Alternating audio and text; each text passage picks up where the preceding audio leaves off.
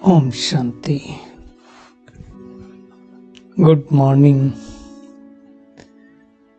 साकार मुरली 21 दिसंबर 2023। बाबा का मीठा मीठा लेटर हम मीठे मीठे बच्चों के मीठे मंथन के लिए। मंथन शुरू करने से पहले सदगुरु बाप दादा की शांति भरी किरणों के नीचे बैठ जाते हैं और अनुभव करते हैं कि मैं शांत स्वरूप आत्मा हूँ, शांति के सागर की संतान हूँ। आज की साकार मुरली बाबा ने ड्रामा की यथार्थ नॉलेज समझाई है। ड्रामा की नॉलेज हो तो हमारे अंदर क्या प्रभाव पड़ने वाला है, कैसे हमारे संकल्प कम हो सकते हैं, कैसे हमारी सोच कम हो सकती है, थॉट कम हो सकते हैं, है ना। कैसे हम ड्रामा के यथार्थ ज्ञान को समझ करके क्या, क्यों, कब, कैसे, कहाँ के प्रश्नों से पार जा सकते हैं। तो इसकी हम गहराई में जाएंगे। अब देखो हमारे ये प्रश्न कब चलते हैं। शरीर को कोई प्रॉब्लम आ जाए, मुख्य रूप से अगर हम देखा जाए तो 3-4 चीजें होती हैं तब हमारे प्रश्न चलते हैं। एक, शरीर में कोई बीमारी आ जाए तो हमारे प्रश्न चलते हैं, मुझे क्यों हुआ, ऐसा नहीं करते तो वैसा होता। अगर भीगे नहीं होते तो ऐसा होता, ये ध्यान रखते होते तो ऐसा होता, वो ध्यान रखते होते तो ऐसा होता। बाबा कहता है सब फालतू ख्याल है, जो होना था वो हुआ, वही होना था। बीतने के बाद ये सब ख्यालों का कोई मतलब नहीं, इन ख्यालों से कुछ होने वाला नहीं है। फिर दूसरा चलता है हमारा भौतिक साधनों को लेकर के। कोई भौतिक साधन में थोड़ा हो गया, गाड़ी है थोड़ी खरोंच आ गई, कुछ हो गया तो हमारे प्रश्न चलते हैं। अगर मैंने ये कर लिया होता, अगर इधर से नहीं इधर गए होते, अगर इस बात का थोड़ा ध्यान रख लिया होता, उसके ख्याल चलते हैं। धन का कुछ इधर उधर हो जाए, इतनी छोटी सी बात हम समझ नहीं पाए, मेरा धन इसने ऐसे ने ऐसा कर दिया, इसको काश उधार नहीं दिया होता तो। अब दे दिया ना, तो फिर वो सोचने का मतलब नहीं अगले कल फिर दोगे। तो इस तरह के बहुत सारे प्रश्न आते हैं। कोई संबंध अगर थोड़े इधर उधर हो गए, अरे मैंने नाहक ऐसी बात बोल दी इनको, उनको बुरा लग गया और हमसे नाखुश हो गए, नाराज हो गए। अब ड्रामा के राज को न जाने तो नाराज होंगे ही होंगे। तो ये सारी बातें बताता है बाबा कि ये ख्यालात चलते क्यों, क्योंकि यथार्थ नॉलेज नहीं है। बंधन क्यों आया, बीमारी क्यों आई। देखो कई बार अब हम जैसे मान लो कहीं गए, पार्टी में गए, फंक्शन में गए, बहुत सारे लोग जाते हैं ना, कुछ खा पी लिया। अब कुछ खा पी लिया, पेट खराब हुआ, उल्टी हुई, दस्त, ऐसा बहुत सारे लोगों को होता है। ये बाबा के बच्चों के लिए तो ये बात लागू नहीं होती, क्योंकि बाबा के बच्चे ऐसी पार्टियों में नहीं जाते हैं, जाते हैं तो खाते नहीं हैं, तो उनको ये सब चीजें बहुत कम होती हैं। लेकिन जिसको होती है वो ख्याल चलेगा उसको, ऐसा नहीं किया होता तो, नहीं खाए होते तो, ये बिगड़ नहीं आया होता तो। बाबा ने कहा अगर यथार्थ नॉलेज है ड्रामा की तो ये संकल्प चल नहीं सकते, ये हो नहीं है, होगा ही, इसमें प्रश्न नहीं चल सकता है। क्यों हुआ, कैसे हुआ, कहाँ से हुआ। इसलिए दादी गुलजार हमेशा ही कहती थी कि दुखी होने के 5 शब्द हैं। क्या, क्यों, कब, कैसे, कहाँ। What, why, where, when. तो ये सब दुखी होने के शब्द हैं। बाबा ने कहा इसमें कोई प्रश्न चलना नहीं चाहिए। कल्प पहले भी हुआ था, कल पहले भी बुखार आया था, कल बाद भी आएगा। इसमें कल भी बाबा ने कहा था, इसमें कर्म भोग को कर्म योग से चुकतू करना, इसकी चर्चा करने की जरूरत नहीं है। कल पहले भी तकलीफ हुई थी, कल पहले भी पुराने शरीर को चत्तियां लगी थी। चत्तियां लगना मतलब कटना पिटना, ऑपरेशन होना। तो ये ख्याल नहीं चलना चाहिए। ड्रामा मतलब सबसे बड़ी माँ ड्रामा है, और उस माँ के आगे किसी का नहीं चलता है। जैसे आप लौकिक में भी देखो तो मान लो बच्चा आकर के बाप से शिकायत करे कि माँ ने ऐसा ऐसा कहा है और माँ बहुत डांटती है, माँ ने बोला ऐसा करोगे तो थप्पड़ मारूंगी। तो बाप क्या कहता है, देख भाई सब जगह तो मैं तुम्हारी मदद कर सकता हूँ, लेकिन माँ ने कहा ना तो उसमें मैं भी कोई इंटरफेयर नहीं कर सकता हूँ, माँ है ना। तो इसी तरह से ड्रामा माँ है, इसमें परमात्मा बाप भी कहता है मैं कुछ इंटरफेयर नहीं कर सकता। इसलिए बाबा कई बार मुरलियों में कहता है, जब दादियां कहती थी बाबा आप कर सकते हो, तो बाबा कहता था नहीं, बाप भी ड्रामा के बंधन में बंधा हुआ है। तो ड्रामा हो गई सबसे बड़ी माँ। तो ये प्रश्न चलना नहीं है। बाबा ने कहा जो सुदर्शन चक्रधारी होगी, त्रिकालदर्शी होंगे, उनको ये प्रश्न नहीं चलेगा। अब होता क्या, जो बात बीत गई उसको सोच सोच करके हमारे संकल्प ज्यादा चलते हैं ना। जितना हम सोचेंगे उतना संकल्प बढ़ेंगे। और आप देखो मेजोरिटी जो हमारा टाइम जा रहा है सोचने में, कोई बात पहले हुई थी, अब देखो तीनों काल हर इस समय एक समय में तीनों चीजें हो रही। पास्ट में जो हुआ था उसके बारे में हम सोच रहे हैं, अब वो सोच रहे हैं तो हमारा प्रेजेंट मोमेंट में वो क्रिएट हो रहा है, और उसके द्वारा जो प्रेजेंट क्रिएट हो रहा है उसके द्वारा फ्यूचर बन रहा है। तो ये बड़ी सटल बात बाबा ने कही है कि जो ड्रामा में होता है वही होना है और वही सत्य है। That's all. जो ड्रामा में हो रहा है वही सत्य है, वही होना है। सूरज भाई का ये महावाक्य रहता है हमेशा, तो याद रखना है।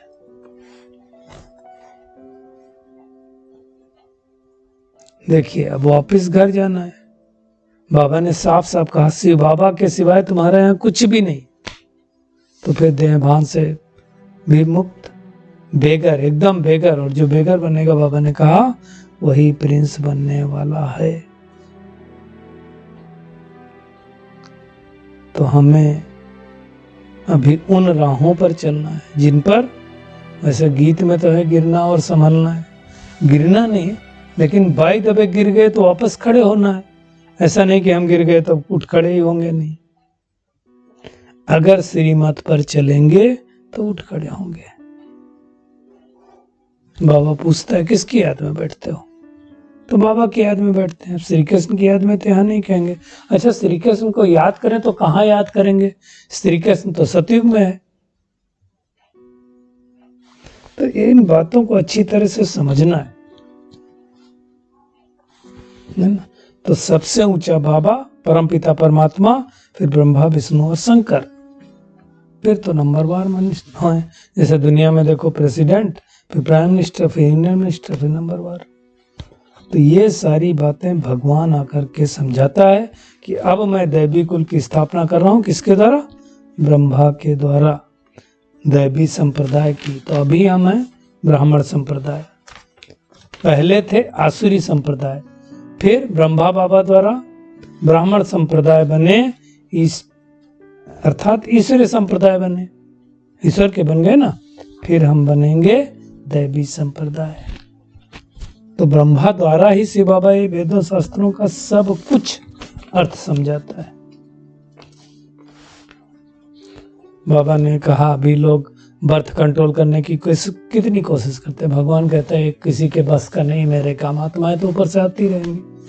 यहाँ तो कितने बच्चे होते हैं, अभी तो फिर भी लोग थोड़ा कंट्रोल रखते हैं। पहले तो लोग समझते थे भगवान की देन है, तो 8-10 बच्चे हों तो बहुत बड़ी बात है, ऐसा सोचते थे।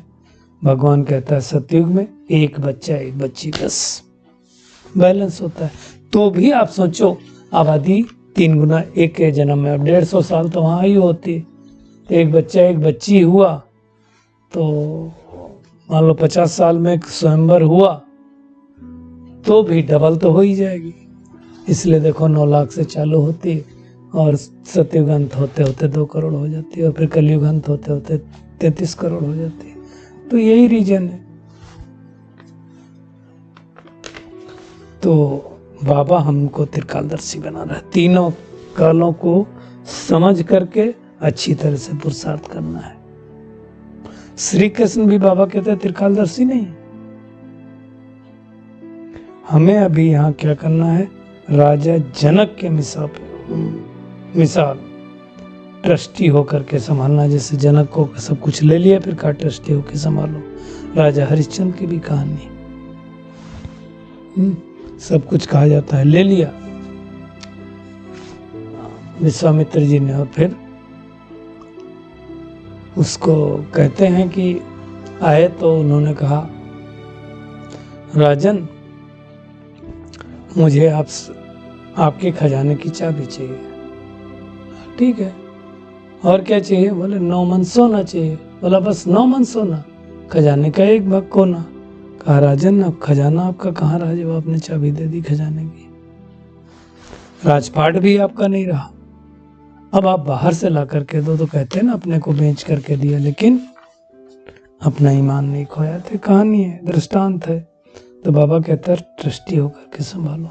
बीज नहीं बोएंगे तो पद कैसे पाएंगे? तो श्रेष्ठ कर्मों का बीज हमें अभी बोना है। जैसे ब्रह्मा बाबा ने बोया वैसे बोना है। शक्तियों को ट्रस्टी बना दिया और संभाला। तो बाबा कहता है, आज भी बाबा ने कहा माताओं को ज्ञान कलश दिया जाता है, इसलिए माताओं को आगे रखना है ना। जैसे देखो लक्ष्मी को बहुत धन की देवी बोलते हैं, बट लक्ष्मी को धन मिला कहाँ? तो लक्ष्मी पिछले जन्म में जगत अम्बा थी, और जगत अम्बा को कहाँ से मिला? तो परमपिता परमात्मा से। ज्ञान धन मिला, वही ज्ञान धन जाकर के स्थूल धन में परिवर्तित होता है। तो ये बात अच्छी तरह से समझना है। बाबा सब धर्म वालों को कहते हैं माँ में कम याद करो। आज दुनिया में कितने भी शिव के भी पुजारी हैं, वो भी नहीं समझते हैं। तो बाबा कहता है तुम सिर्फ ब्राह्मण कल्प के संगम युग के हो, बाकी तो सारी दुनिया कलयुग की ही है। तो ये सारी बातें नशे की है कि हम संगम युगी हैं, हमें बाप और वर्षे को याद करना है, पवित्रता को भी धारण करना है। पवित्र नहीं होंगे तो योग लगेगा ही नहीं। इसलिए हमें बहुत ध्यान देना है और कभी भी धर्मराज से झूठ नहीं बोलना। आज बाबा ने शराब के बारे में भी बताया। उस समय तो नया नया ज्ञान चला था, तो जाते तो अज्ञानी ही है, बिगड़े हुए तो जाते हैं, सुधरे थोड़ी जाते हैं। तो बाबा ने कहा था हाथ उठाओ, कोई पीता तो नहीं है।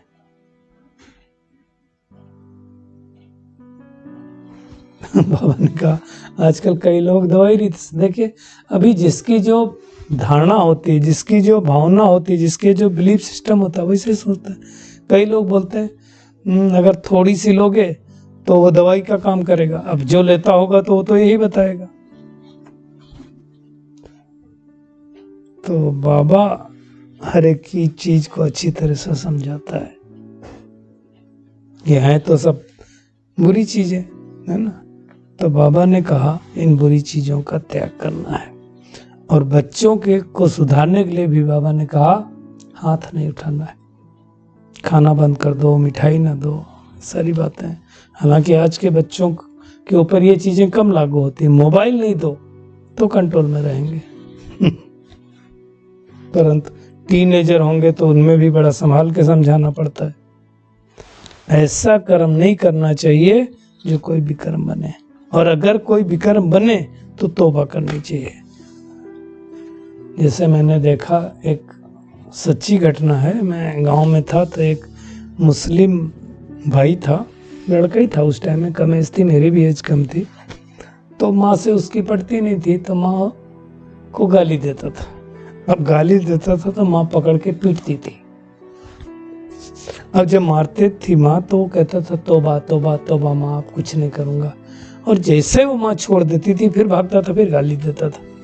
तो बाबा समझा रहा है अगर कुछ है तो तौबा करते हैं, जैसे दुनिया में मुझसे भूल हो गई, मतलब तो आगे से नहीं करेंगे। तो यहाँ भी धर्मराज सजा देंगे। तो बाबा बड़े प्यार से कहते हैं, लाडले सपूत बच्चे कभी झूठ नहीं बोलना। तो बाबा से कभी भी झूठ नहीं बोलना है, अपना कौड़ी कौड़ी सफल करना है। काले बाबा कहता है, अगर पैसा नहीं है तो ज्ञान तो उठाओ, योग तो करो, तो तुम्हें उन्नति होगी। मम्मा ने 1 रुपया भी खर्च नहीं किया, लेकिन बनी धन की देवी। तो मेहनत करनी है।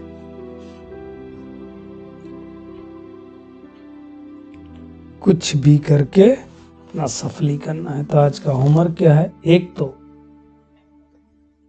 बेगर टू प्रिंस बनने के लिए देहभान से न्यारा रहना है।